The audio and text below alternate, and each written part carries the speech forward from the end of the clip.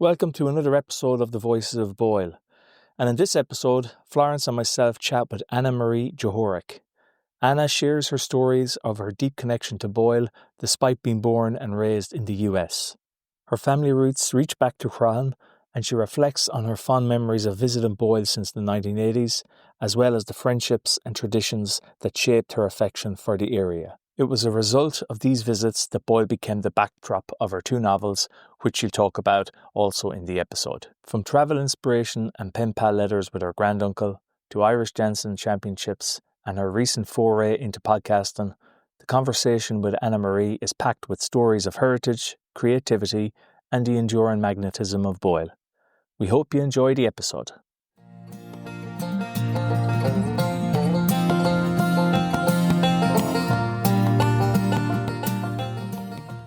Welcome to the Voice of the Boyle, Anna Marie. Thank you. Thank Very you for welcome. having me. I appreciate it. It's great to have you here on this wintry day, even though it's only September.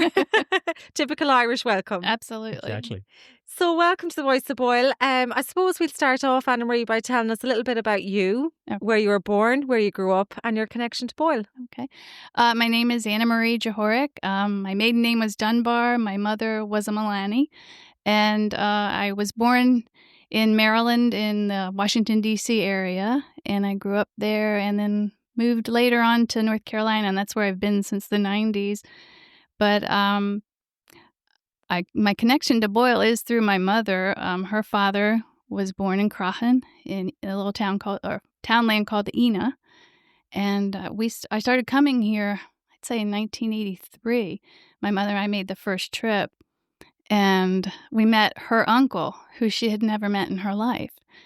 And as we were leaving, the three of us were like tears, And I said, this just won't do. And so I started writing letters to my granduncle, Ned Milani. And we became friends. And when I got out of school and was working, I'd make my way back here as often as I could. And we just struck up a great friendship and affection for each other. And so for that part of his life, that was the tail end of it, I got to at least get to know him, and he was very special to me. So. And so you came first in 1980? 1983. I was 19, yeah. And so you were 19, so you have pretty vivid memories of Boyle back in 1983. Yes. And I came several times in the 80s, the late 80s, early 90s, yeah. Okay, so just maybe so we can kind of bridge that gap with your recollection and memories of Boyle, Anne Marie, from maybe the 80s. Give us kind of how you remember Boyle back in those days. Well, I kind of fell in love with it, and I think that's why I love coming back. It was exciting. I remember there was a lot of activity. There was a lot of young people here. I remember the discos were still kind of a thing, and a 19-year-old.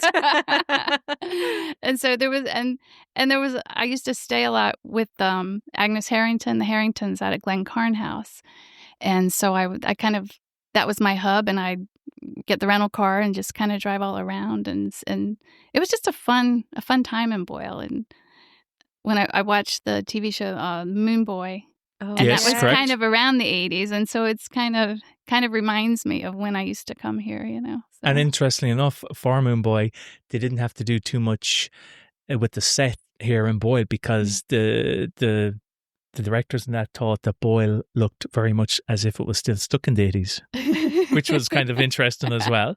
Good for the town because, it brings in some... It's classic. Yeah, exactly. So that's interesting as well, yeah. Yeah. And so Croghan was where your granduncle was from? Yes, my grandfather was from there, but my granduncle still lived in the same cottage that had been there, I think, since like 1830. And it was like a 3-room house with the turf fire. Yep. And some of my fondest memories were going to Mass with him on Sunday, and we'd stop and get the papers at the shop across the street from the church in Croghan, and then go back and just sit there and read the papers. And it was like sitting by that turf fire. I don't know, it was very special to me. And, some people might think, oh, that sounds so boring, especially when you're, young. But I just loved it. It was special to have that time and to be in the house where I knew, like, my ancestors. Amazing. Had been all those years, and it was pretty much unchanged. I think he even told me the fire, he would like put it, bank it at night and then stir it up in the morning. Yeah. But it hadn't gone out for like decades, so maybe even the previous generation. That's gas, because obviously that's the only source of heat back then. So I Right. suppose for the young ones listening that have their central heating systems and that wasn't the case. So exactly as you said, the one fire could have been running for decades. Yeah. Yeah. And I would take that turn to go down his road, and it was almost like you could smell the turf burning. I was like, yes, I'm almost there. And is the house still there? It is not it's kind of in a state of ruin now. Yeah, okay. But on my cover of my first book, I had taken a picture of it on one of my visits in the early 90s, and I had a friend paint it Yeah. in paint it, watercolor. Right. Okay. And I was looking for a cover for my book, and I was like, wait a minute, I have it. I have that Exactly. watercolor. So, yeah, that's the actual, what it looked like at one time. So, Okay, but it is so- in a state of disrepair now, sadly. So you mentioned when you first contacted us, you mentioned about staying in Glencairn House Yes. Mhm. and also then in the Abbey House in I Mitchell's. did. The last time I was here, I stayed in the Mitchell's house. Which was, right in the shadow of the Boyle That, Abbey. So, yes. so tell us a bit about maybe your memories back of staying in Glencairn House. Where is that located exactly? It's just before, it's by Ardcarn. It's near the Ardcarn Cemetery and all that. It's as you come into town. And I think my mother and I happened upon it. You book a B&B in the tourist office, and they had rooms. And when we got there, and Agnes wasn't there when we first got there, and I think her son Paul was maybe like 9 years old, and he served us tea and pie, and my mother just thought that was hilarious because she couldn't imagine my brother doing that, and Yeah. because he was about the same age, and she just thought it was so funny that he was such a gentleman and welcomed us and greeted us, and it was just cozy there, and Mrs. Harrington she was like, you knew her the minute you met her, and she made me feel welcome. So when I started going back, I was like, well, that's where I'm going to stay from then on, And I remember the first time I was traveling there by myself, I was working with a travel agent, and she had called the travel agent to see about getting me in there. And Mrs. Harrington didn't have any openings, but she turned to me, the agent, and she said, Anna Marie, she's not got any openings. And I could hear Mrs. Harrington on the phone say, well, why didn't you say it was Anna Marie? And I was like, oh my gosh. And she said, well, she put me back in with the family, So she found an opening pretty quick. She had a room in the back. And so that's when I was like, I just love this place. Yeah. Isn't that just typical, though, of the hospitality? Absolutely. It was like, why didn't you say that? Right. Why did you say it was Anna Marie? And how many trips did you make with your mum then? My mother and I, let's see, we made 2 together. Mm-hmm. The very first one, and then one in 1993 together. And we were coming. My great uncle was getting he was elderly, and he was in a nursing home. And we were coming knowing it was going to be kind of a goodbye. And unfortunately, he passed away like a week before we got here. Oh, for the second trip. Yeah. So for her second second trip. That was, So you your mum only got to meet him once. Once. Yeah. And so it was bittersweet.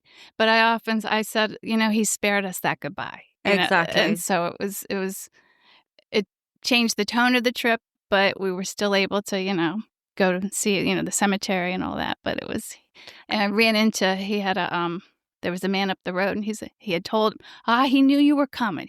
Because he'd been in to see him in Roscommon at the nursing home. He said, he knew you were coming. That was all he was talking about. Oh, So, yeah. bless. Yeah. Well, thank God she got the first trip and got to Yes. meet him and chat to him. Yes. Yeah, because Absolutely. obviously so many Irish Americans, they come back to visit relatives, and it's your family. Like, Yeah. you might not have seen each other or met each other, but it's family. It's family. Yeah. And it doesn't, how did that happen? It's very hard to comprehend that, my grandfather had a brother that none of us really knew. I suppose, though, as well, back in the 80s, with, we take it for granted now that you could, FaceTime, Zoom someone, WhatsApp them. Back in those days, it was, you had to goodbyes were goodbyes. Yes. They were very exactly. final, and it was sad. And you would learn if someone's passing through a letter weeks later, or, things like that. Yeah. So. And tell us a little bit about the letters then, because that's an interesting fact that you became pen pals. We did become pen pals, and it was funny because it was typically telling each other how we're doing. very weather focused. Yeah, Like, it's typical been Irish. raining here. He had a little arthritis, so he would tell me, my neck's been sore, but that kind of thing. But always, how are ye? And I hope this finds you well. Those kind of things. And then if I'd been visiting, I would send him pictures, which he called snaps. Yes. Just, I received your snaps. And things. So it was sweet. It was very brief and newsy, but always Special. Yeah, when you see that. And his, the classic handwriting, And have you kept those letters? I have. Great. I actually, Fantastic. I have. Yeah. I kind of keep them tied up with the ribbon in a shoebox. Yeah. And it's just special to remember. Maybe you should, because stuff like that I always think as well, no more than photographs, you never know what can happen. So I always think maybe stuff like that's important. Scan them because they are so important. At least you have it's not the same, of course, but at least it's a record of them. Yeah.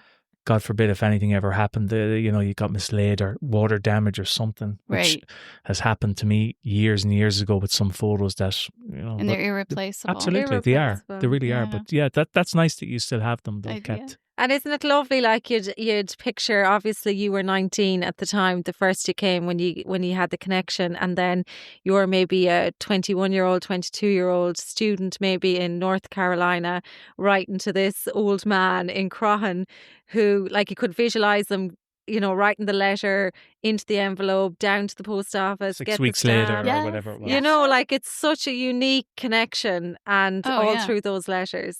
Yeah, because he didn't drive, of course, and so it'd be a big thing. It was a big thing for him to get it into the post, and then when he used to come, he would go, I think, at the Plunkett home once a week, and they had like a afternoon thing, and he would go there for lunch, and so I know maybe he took it into town with him then or something, when he would go to town. So. Yeah. And then, we've had a few older people on the podcast and they talk about the excitement of getting a letter, like let alone a letter from America. But like, and one man was on, he was saying, the postman would be kind of hanging around, after the letter was delivered, hoping to find out who it was from, know. Well, the funny thing was one of the last times I was here, he had gotten a phone put in because somebody had told him, you can have a phone. And they put a phone in his house, but I don't think they ever. So I copied down the number and I called him. And the first time it didn't go well, because I really don't think he used a phone. So the next time I called and we talked for a little while, and it was such a thrill to hear, is that she all the way from America, And it's like I can hear his voice still. Bless. It was just magic. I just of course. Phone, it literally was magic. Yeah. And as a 19-year-old then from North Carolina coming over to Ireland for a holiday or visit, I presume your friends back in the States were very jealous of your kind of travel exploits. I think so. I don't know. I never really thought about that, but I did have a friend that came with me once. This would have been like in 1988. And we had a great time. We went all around, and she came here with me, and we stayed at Glencairn House. And one time when I was out visiting with my uncle, Mr. Harrington took her all around the farm. And so when I came back, I felt jealous of her because she'd gotten this wonderful tour of the farm and she was excited to tell me all about it. So I did get to bring some friends with me once. And it was a very special trip, obviously, for you, Anna Marie. You talked about the turf fire, and when you turned the road, you got the smell of the fire. I suppose talk to us a little bit about what it was like going from America coming to Ireland. Did you have what expectations did you have of traditional rural Ireland? Was it exactly as you imagined it? I don't know that I had major expectations, but what really got me was just how welcoming and how peaceful. And the minute I got here, it was like I just was calm. It's like I call it my happy place because everybody is so friendly and kind, and it's peaceful. I mean, at night it's darker than anywhere I've ever been. That was always scary to me when I've been driving back at night or something like that, because you can see the stars, and there's just not a lot of street lights and things like that. So I think that was a big surprise for me. It's just how dark it gets at night, But It's beautiful. It's absolutely beautiful. So where you lived in North Carolina, it was obviously city or suburbs. That's where I am now, but I actually grew up in Maryland, which is like a suburb of Washington, D.C. Okay, yes, Okay. right, And okay. Annapolis. And so it's busier there. And now it's so busy where I grew up that you can't even, it's chicken, I'm chicken to go up there and drive anymore. It's so busy, but. And when did you move to North Carolina? When you got married, or? Yeah. Yeah. I've been there since 1992, actually. So I've been there quite a while, and it's a busy state too. And we do have rural areas, and I love to go out and see the rural areas. But I'm in a city, so it's a little bit busier. Yeah. So when I come here, I'm just kind of calm, So before we move on, maybe to talk about your travel exploits and your travel blog.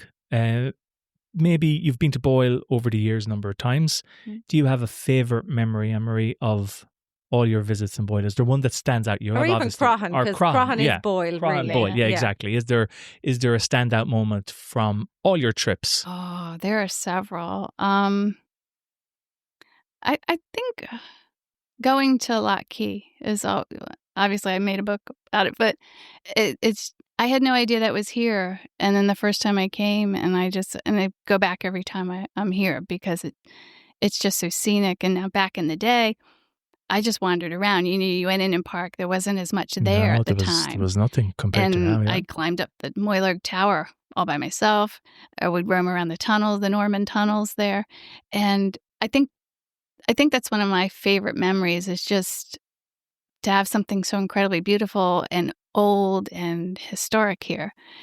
And like, it's the hidden heartlands. So a lot of people don't know about it. And I was like, what a special gift Boyle has, Of course, yeah. And the castle on the island is just magnificent. Yes. So as you said, so much history. Absolutely. That everything is old. Yeah. Massive. Yeah. And we take, I suppose a lot of people, because it's on our doorstep, we take it for granted in ways, but it's not until you go other places and you come back and you're like, yeah, we really are so lucky. Right. You get such an appreciation so much history for it. Yeah, absolutely. So yeah, moving on then, obviously your visits to Ireland back in the 80s gave you the kind of almost like travel bug, would you say? Yeah. So much so that you've done a lot of world travel over the years. Yeah. And in 2012, you started your travel blog. Travel blog is called pulloverandletmeout.com. And it got that name because I was a good friend of mine, Elaine. We grew up together and we were in the Girl Scouts, and we were recreating a trip we took in Girl Scouts from Maryland to Williamsburg, Virginia. And I said, if we're going to do this, I want to read every historic marker along the way. So every time I'd see one, I'd say, pull over and let me out, because I was going to go read that historic marker. And it just kind of stuck. And so then when I was thinking of a name for this blog, I'm like, I know. Brilliant. Pull over and let me out. Because I love road trips, and the spontaneous stops are always the ones that they get me excited. So it's pull over and let me out. And I read as well on your blog somewhere that you like going to the off the beaten path spots. Yes. Which is what we love doing as well. I do. Because as good as the main attractions are, sometimes it can be over or underwhelming depending. But not everyone goes to the off the beaten spots. Right. And they can be equally as adventurous, yes. if not more so. So you've been to obviously a lot of places. What would be a standout destination, or somewhere that you were kind of like, yeah, this is really cool? Off the beaten path? Yeah. Actually, there's one I went to. It is a house that is built in the shape of a shoe, and it's near York, Pennsylvania. And it was put there, it was a landmark. You could see it from the main road, but I'd driven past it, never gone to it. And I actually was up that way one time and took a tour of it. And it was fascinating because it was built by a man who sold shoes in the region.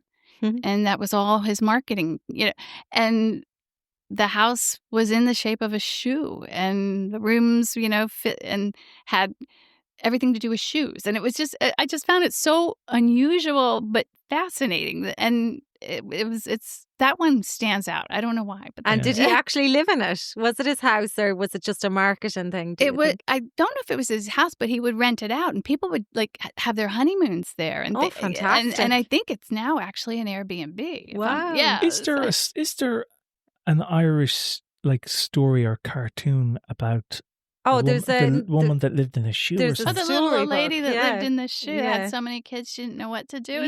There you go. A nursery rhyme. Yeah, a nursery rhyme. Yeah, I don't know why that stuck out. And then I was thinking of Hansel and Gretel, but it's a nursery rhyme. Yeah, okay, interesting. But this is the real life house, right. But it's those kind of little obscure things that I like that. That's kind of appealing to me. So. And what would be a favorite country to visit, apart from Ireland, of course? Apart from Ireland, I actually love exploring the U.S. because it's like every state is its own kind of little country and has its own flavor. But other countries I was in Quebec, and that's up in Canada, and that was stunning. But that was beautiful, and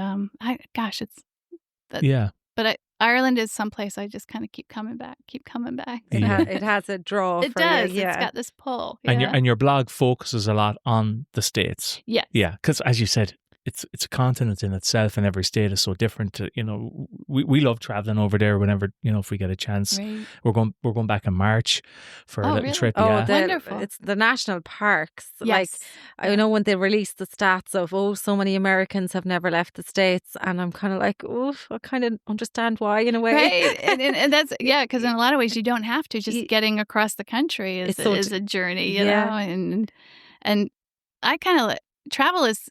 It can be down the street, and it's how your perspective. And if you look at everything with wonder, every place is travel, really. Of course. Exactly. So, and it's subjective. Like traveling a half an hour down the road to the beach is travel for some person. Someone else, it's a luxury cruise. Someone else, it's a backpacking trip. It really is unique to each person and what you make of it. Indeed, yes. Mm-hmm. So tell us, Anna Marie, a little bit about your books. So you have 2 books. We'll start with the Lough Key one, maybe. Yeah. So tell us what inspired that, the story of it and it coming together, and how did you get it from, I suppose, your concept to reality? Okay. Well, I've always been a bit of a writer, but when we were coming the first trip, my mother bought me a little journal and told me to write everything down so I'd remember. And I'm so glad she did that because I can go back. You think, I'll remember that. And I forgot. We ate here that day or things like that. So I always was keeping kind of a record of what I was doing and where I was going. But there's just something so magical about this area that I knew it would make a great setting for the book. And since I love Lough Key so much, I just imagined what it would be like to live there in a little cottage.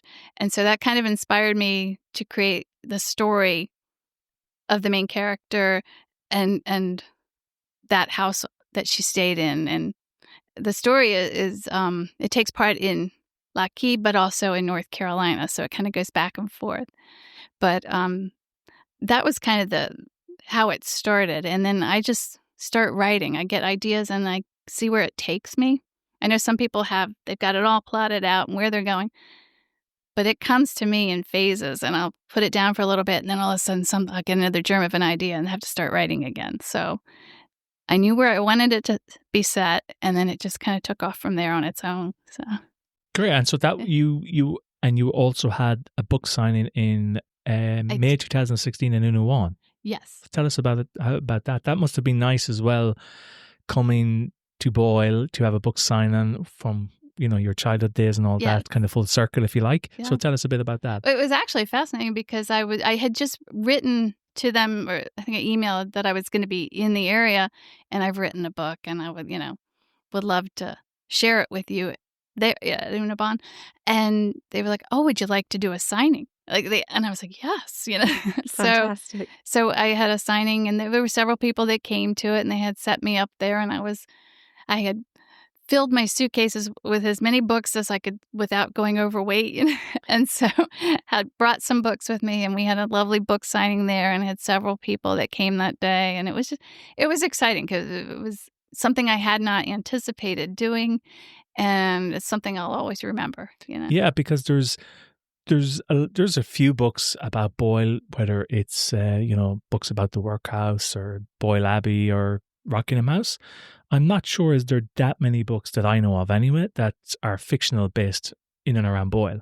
So it's nice to have a mixture of everything. Right, Yeah. And we only had one there last week with Christy Wynn. I don't know if you know Christy. He used to have a newsagent's shop here, but he wrote a kind of memoir book about his memories of Boyle from, the 40s, 50s, 60s, 70s kind of stuff. So it's great to add. I always think, especially smaller towns like Boyle, it's great to have a collection of books written by locals or people that have an interest in the area, just like yourself, that it's able to write fictional stuff set in Boyle. Right. So interesting, would any of the characters in the book, would they have been based on anyone the way typically? No, but some of the places are influenced by, it might not be the exact place, or I have written it and taken a lot of license with, because maybe logistically things weren't exactly so. But I try to keep it as close to, what Boyle would be like, but it's still fiction. But I think my characters might be composites of people I've met over the years or things like that. But, or just people I've created in my mind that just seem like they'd be really neat. That did suit Boyle. Yeah. So that, Anna Marie, was the first one, Yes. The Cottage on Lough Key. And you must have enjoyed the process a lot because you went for a second book, which was called The House with the Georgian Door. So tell us about that one. That one, I set that in, basically, in my mind. I was picturing Glencairn House, but I was writing a story about this woman who was from Boyle, fictionally, and worked in London, came back and turned an old Georgian manor into a bed and breakfast. And that was the inspiration, was what Glencairn House looked like. But it was a completely fictional bed and breakfast, and just kind of her life and events revolving around her coming back to where she was from and dealing with her past and that kind of thing. And then taking on this huge task of running renovating and then running a bed and breakfast. So, and it was a labor of love because like I said, I loved staying at Glencairn House. So I could picture, rooms and how they would look and things like that as I was writing, so it really helped me to be creative, imagining that house as I was writing, so. Fantastic. Because I suppose now, these days we have Airbnb and everything is so like, you have a lockbox and you can go and get your own keys. Whereas the B&B history in Ireland, like a traditional B&B, there was just something special. And she had Farmhouse of the Year one year. I know that. Wow. And it was just phenomenal. I mean, breakfast, you didn't go away hungry, and it was such a lovely place to stay. It really was. And I love that. I suppose, again, today we've become like, click and tire place because, I don't want to see anyone. I'll be tired. Whereas the B&B, it was literally like you became part of the family. Right. Yeah. You were there for breakfast. And you'd meet other travelers too, which was so fascinating because you'd hear their stories and where they had been. And, it was great social time as well. So. And it was really like a base when we go as well, different place in Ireland. Airbnb or B&Bs are lovely because, as you said, you meet people. You're like at base having breakfast, you get all the news, where to go, and then you go back to base at night, and it's like it literally is like a little hub, isn't it? Yes, and you share your day, and if it's the same people that were there at breakfast, you get to compare notes, and it's really a wonderful, wonderful experience. Yeah. So that was the second book. Yes. Yeah. Yes. And have you plans for a third, maybe after this visit? Maybe. I've got about 48,000 words written of a third. Okay. I just have to get going, As you said, it comes in stages, so you kind of have to wait until the inspiration comes. Yes, yeah, okay, interesting. So you have no plans of stopping? No, I think I'll always be a writer.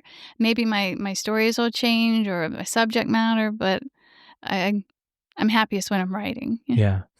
And also, you have recently started, just last month, your own podcast. I have, yes. I was doing audio versions of my travel blog stories, and somebody on my newsletter said, "Why aren't you doing a podcast? You have a voice for it." And I was like, I never thought about that, So it took me about 9 months to actually do it because I thought about it a long time, and then I was researching, and I have a friend that I met actually through T-Bex who has a podcast. He does on whiskey and bourbon, and I would listen to him, and so I touched base with him, and I said, "Hey, what are you using?" That kind of. And he's like, "Here's what's working for me." And so then I finally said, "Okay, I'm going to do it," and I just put it together, picked a launch date, and I launched it August 15th, and so Brilliant. yeah, Fair play. And as we kind of spoke briefly before we started recording, I touched on you started your travel blog back in 2012, yes, like we did with our blog back in the day. And over the last 13 years, especially the last maybe 5, we've seen the massive, not decline, but rapid kind of slowing down of actual blogging compared to what it used to be traditionally. Right. We've gone into more video, even podcast, video podcast. That medium is now all the rage. Do you see a time when blogging may not, and let's not talk about the AI aspect of it, but the traditional blogging like that we used to do back in the day, do you think it will ever come a stage where that'll not be as prevalent as it once was? I think it'll come full circle. I think people want that authentic storytelling, and we've gotten, into listicles or very quick hits because we're not going to read long. And I think there's that hunger for the actual, tell me your story. Tell me what you experienced while you were there and what you learned from it so that you can share that with me and help me decide if is that someplace I want to see or visit.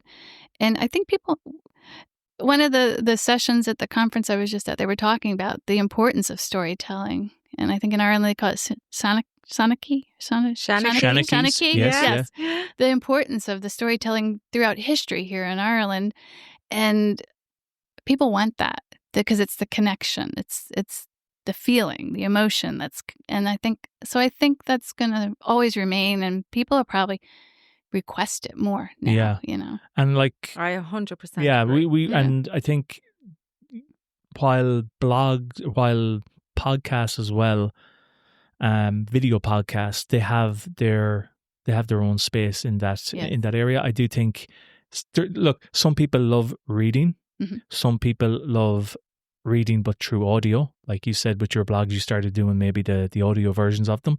You're still getting that information. You're still getting the story aspect of it. Right. So I think, as you said, I think it will go full circle as well. People will come back to the really human connection, whether it's through video, through podcasting, or through physical writing, because as we know, the AI is kind of muddying the waters at the moment, but it will come full circle. I think because we can't lose that human touch. I think we're already coming back to the beginning. I think we've already made full circle. I think you're right. Yeah. Like, we all started out with, I was here on Tuesday and this time and I ate here and I had this and and gave their story. And then we went through so many years of top 5 things to see in X and that's the information that's just out there.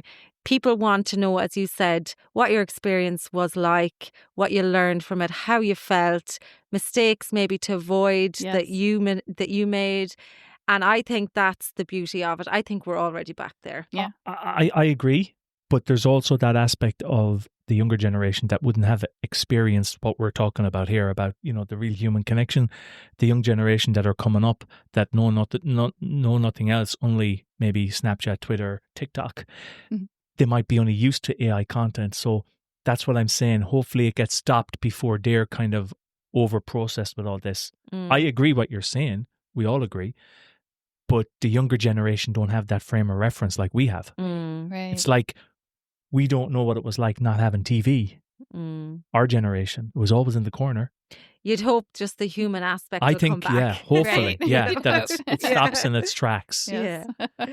So with the podcast that you've started up, Anna Marie, what do you plan going forward? Do you Do you do weekly episodes or monthly episodes? Right now, my episodes drop on Fridays, and right now they're mostly kind of the audio version of my blog solo post. podcast? Yeah, solo podcasting, but I am introducing a little bit of interviewing, and in fact, Great. have plans to do more of that, and I'll also see, what the audience wants. Exactly. Too, Yeah, so. and it's a slow process. It is. Especially if you're like with this podcast, it's hyper local to Boyle.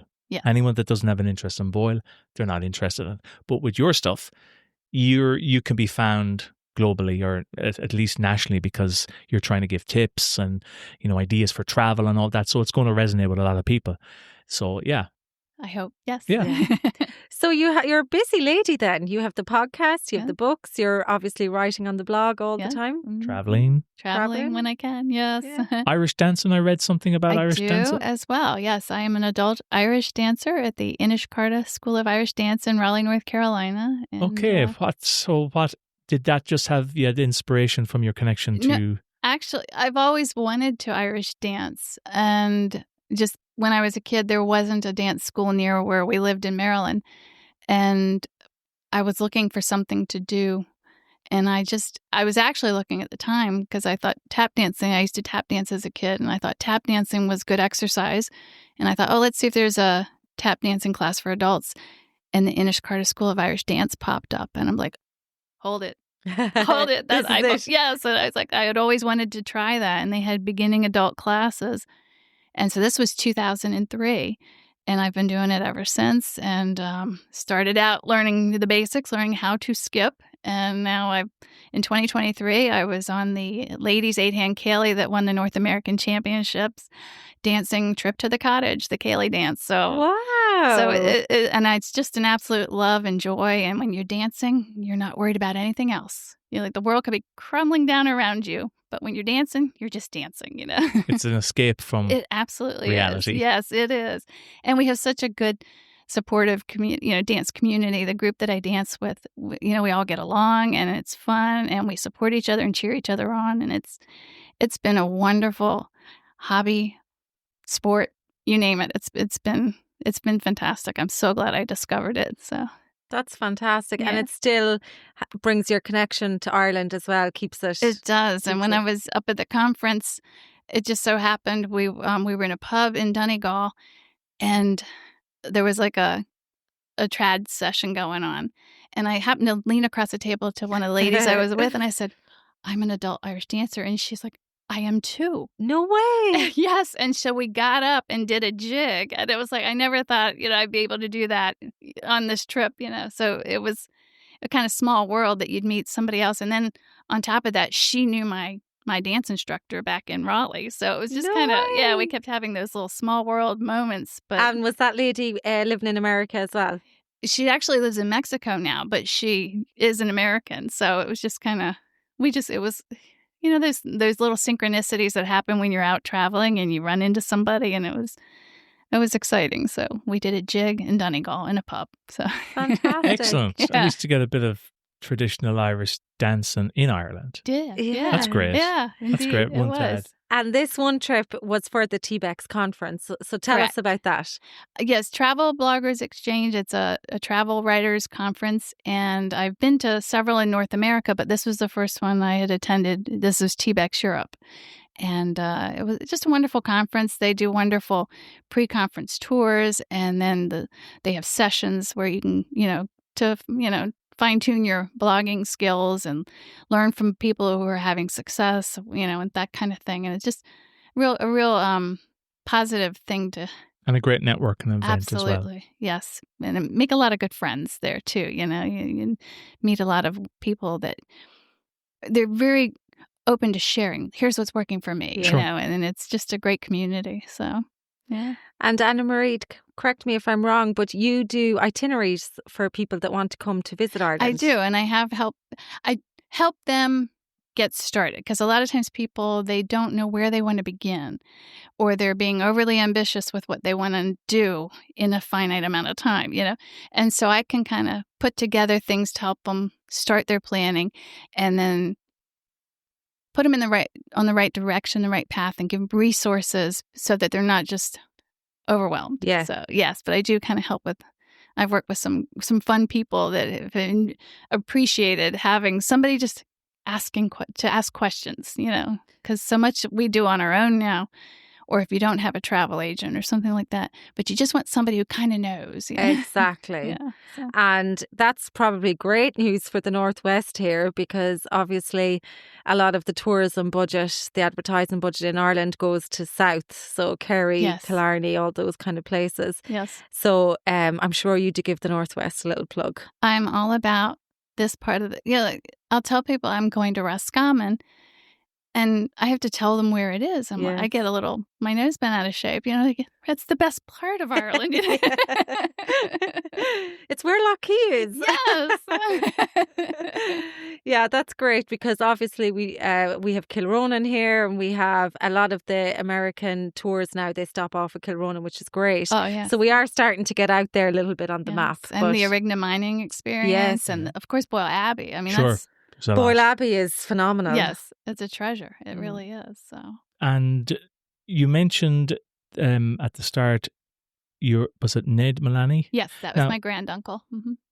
Thomas Mullaney, yes, who has been on this podcast before. Is he he's a distant relation? Is. He's a cousin, and he could tell you the exact connection, but I met Thomas the first time in 1988, so we have known each other for quite a while. Right, yeah, okay. Yeah. And he's obviously from his episode, I presume you've listened to, but very good historian, local knowledge, very... He was the Mullaney clan chieftain, and Yes, yeah. He even dabbled his toes in the politics back in the day as well. I remember, So I think he went for some elections. I do remember from his podcast, but very, very knowledgeable man. Absolutely. For sure. Yes, very nice man. He is. And tell us about your husband then, and you have a 20-year-old? 20-year-old, yeah. Yes, have they been to Ireland? They have. We came as a family in 2016. My husband Jason and my son Connor was 11 at the time, so we had a grand time. And we really enjoyed being here too. We made Boyle a hub for like 5 days. We did other parts of the country, but we made Boyle a hub, and then went out and did day trips. And we stayed that trip at the Abbey House, which is right beside Boyle Abbey. And that's John Mitchell's house, yeah. And Christine was alive still then. That's right. And so it was a wonderful place to stay. And we all, we're leaving and we're taking pictures with Christine and John before, and it was wonderful. And I think they really enjoyed the trip. It was good to be able to bring them and show it to them. Exactly. Because they heard me talk about it so much. Yeah. And how much I love it here. So. Exactly, yeah. Brilliant. It's lovely that you got to take your son. Oh, yes. Yeah. Yes.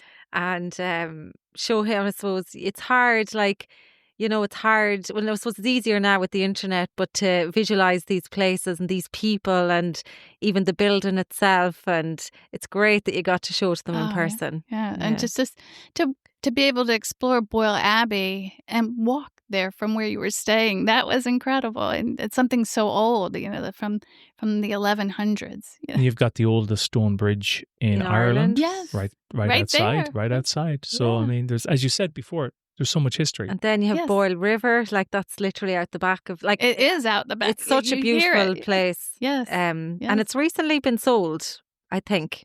Mitchell's. Yeah. Yeah. So please God, it continues as a B&B. It'd be lovely. Yeah. Because when Agnes Harrington was no longer, I'm going over here. So and then it was great. And before we wrap it up, is there something we haven't touched on that you'd like to talk about? Well, I had a little passage from the back of my first book, The Cottage on Lough Key. And it's a little paragraph in the author's note here, but it's, on one of my visits, I was given a T-shirt, and on the T-shirt was a drawing of Ireland with a red heart on the map where Boyle is located. Inside the heart was the town's name. The shirt read, "The Heart of Ireland." I hope I've done a good job depicting the town. I get emotional. Oh, it's lovely. I love, because I concur with the slogan on that T-shirt. Boyle is the heart of Ireland. Oh, Very that's nice. lovely. Oh, I hate that I get so weepy. Very, very nice. Oh, Very nicely written. And you mentioned something there, The Heart of Ireland. Yes. that's There's an old book lovely. as well written by a Paddy Sharkey. I think it's called The Heart of Ireland as well. Is it? And he wrote that most of the book he wrote was up in an old hotel, Princess Hotel back In Boyle. in Boyle Is that on right? the Green Street, Okay. Yeah. which again is an older book, but that was a very That's nice a link to what you've just said. Yes, very yes. it's a really old book, but that was a very nice piece. And it really just illustrates, like, for us, like, we've been lucky enough to have been born here and grew up all our lives here, and it is a very special place. So it's lovely for us to hear how much of an impact that this small little town has made. Oh, there's on it's someone like a like magnet yourself. that pulls Exactly, me back. yeah, And it really does that show. line from Moonboy, there's no soil like Boyle soil. Yeah. Exactly. So as you said, Farah, it's very powerful for someone like yourself that hasn't been born here, has a deep connection here, Right. comes back and still can get emotional when you're reading about Boyle, the Heart of Ireland. Like, Exactly. And the fact that I choose to come back so frequently. Like, some people are like, why don't you want to go somewhere different? And I was like, there's just something about being here. And I don't know, it's something internal, innate, or something that I just love being here. I think, why would I go anywhere else? So, yeah. Well, it's home. Like, It it's is. your connection to your mum Yeah. and your uncle and grandfather, and Precisely. Yeah. Yeah. It's and home. you will come back again. Oh, yes. God willing, right? Yeah, yeah. I will. I do love it here. So. And for people that would like to follow your blog, get in touch with you, buy your books. Sure. My blog is pulloverandletmeout.com. And my books are both available on Amazon. So The Cottage on Lough Key and The House with the Georgian Door. And then I'm on Instagram, Anna Marie _pull over and let me out. So We'll put the links anyway to all that. Fantastic. Thank you. And the podcast, can you get It's that the one? Pull Over and Let Me Yeah. Out podcast. It is available on Apple. It's on Spotify and Amazon Music. So. Brilliant. Perfect. Well, Anna Marie, it's been so lovely to Pleasure. meet you. Oh, thank Yeah. you. I appreciate it. It's Yeah. been wonderful. Absolutely. Thank you very much. Really Thank you so much. Thank you. you. Just before we finish this episode, when Anna Marie got back home to America, she realised that she forgot to talk about some of her favourite memories in Boyle during the 80s when she used to come here. So she's kindly sent us 2 minutes of her favourite memories that she wanted to include in this. So here they are. I have so many wonderful memories of my visits to Boyle in the late 80s and the early 90s. For example, the Royal Hotel. That was such a historic hotel and had been there for so long. And there used to be a cafe. And I remember stopping in to enjoy a cup of tea and a muffin with my granduncle. I also savored the most delicious dinner one night in the restaurant overlooking the Boyle River. I had a fillet that remains one of the most memorable and tasty meals that I can recall. There's also memories of all the shops in the town. There were so many. One in particular that I recall was Taylor's. I went in there to buy curtains. I bought some lace curtains for my very first apartment back home. And I remember how special that was when I had the measurements and she cut them for me. And when I put those up in my first apartment, I was so proud because they were from Boyle. Another great memory I have is arriving the day after the town had celebrated Maureen O'Sullivan. Of course, Maureen O'Sullivan is the actress famous for her role in the Tarzan movies, and she's also the mother of actress Mia Farrow. Well, she was from Boyle, and so in 1988, there was this grand homecoming and celebration for her. Boyle looked like it had stepped right out of a storybook. The streets were lined with gorgeous flowers, and pennant banners in orange, green, and white stretched across the road in celebration, and I arrived the day after the big event, but the decorations were still up. And when I took my uncle into town with me, they were still there. So we parked the car across from the barracks. This was before the King House had been restored. And as I stepped out of my car, my uncle joked about that all this fuss must be because they'd heard I was coming. Well, of course, I knew that wasn't true, but it made me laugh, and it felt special to be there even after the big day. It was just a great memory of Boyle and how the town came to life. You know, it was just magical. And there's just so many wonderful memories that I've got to spend time there and enjoy Boyle back in those days.